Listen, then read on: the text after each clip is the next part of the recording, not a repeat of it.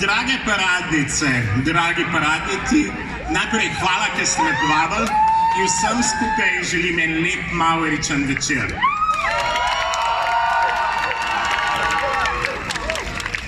Na odru Parade ponosa sem stal že večkrat in to v različnih vlogah in vem, da vsaka s seboj prinaša odgovornost in razumem, da so cilji, ki si jih je zastavila nova vlada, povezani z veliko odgovornostjo in hkrati tudi z velikimi pričakovanji.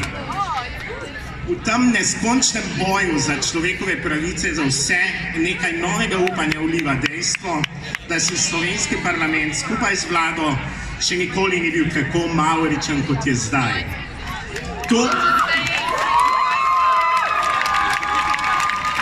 Ampak to samo po sebi ni garant za nič.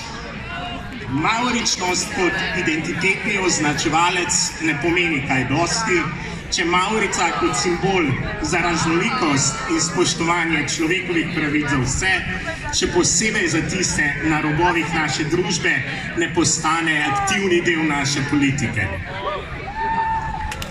Že zdavnaj ni več dovolj, da Parado ponosa izkoristimo za fototermin z mavrično zastavo in tako izrazimo svojo podporo. Potrebujemo bolj aktivno politiko. Dovolj je diskriminacije in dovolj je izključevanja. In dovolj je politike, ki z vodnimi topori napada kritične glasove ali omogoča sodobno suženjstvo, kot smo ga bili priča v zadnjih dneh nekaj 100 kilometrov stran od Ljubljane.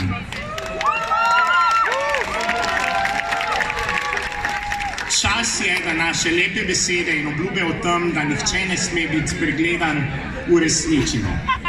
Harvey Milk, ameriški gejevski aktivist in politik, ki je leta 1978 končal pod streli homofobičnega politika, je dejal: zato, da imajo vsi ljudje enake pravice, ne potrebujemo nobenega kompromisa.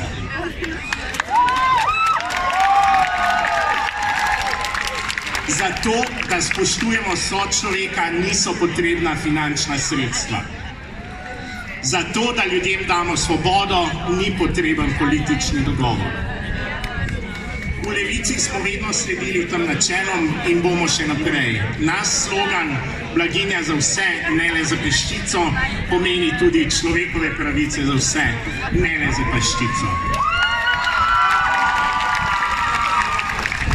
Naj naše mavrične zastave nikoli ne nehajo plapolati. Srečno!